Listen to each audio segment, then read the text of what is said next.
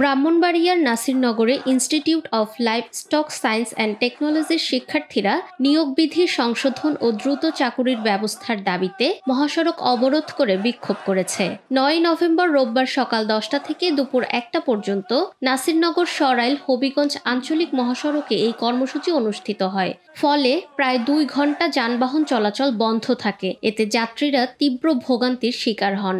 চলতি বছরের ফেব্রুয়ারির ২১ তারিখে আমরা অধিদপ্তর প্রাঙ্গণে একটা আন্দোলন করি। ওই সময় আমাদের যে বর্তমান ডিজি মহোদয় আছেন উনি আমাদের আশ্বস্ত করেন যে শিক্ষার্থীরা প্লাকার্ড হাতে নিয়ে স্লোগান দিয়ে আইএলএসটি ক্যাম্পাসের সামনে মানববন্ধন ও বিক্ষোভে অংশ নেন। তারা অভিযোগ করেন ২০১৬ সালে সরকার প্রাণী সম্পদ খাতে দক্ষ জনবল করতে আইএলএসটি প্রকল্প চালু করে। বর্তমানে সারা দেশে ৭টি আইএলএসটিতে ৪ বছর মেয়াদী ডিপ্লোমা ইন লাইভস্টক কোর্স চলছে। এই কোর্সে তত্ত্বীয় ল্যাবরেটরি ও মাঠ প্রশিক্ষণের মাধ্যমে শিক্ষার্থীরা দক্ষতা অর্জন করে, কিন্তু নিয়োগ বিধিতে তাদের জন্য কোনো পদ সংরক্ষণ না থাকায় তারা বেকার থাকছে।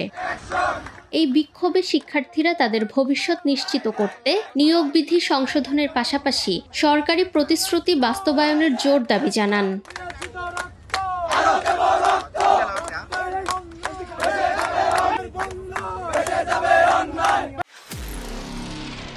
নিরপেক্ষ, সত্য প্রকাশে আপোষহীন।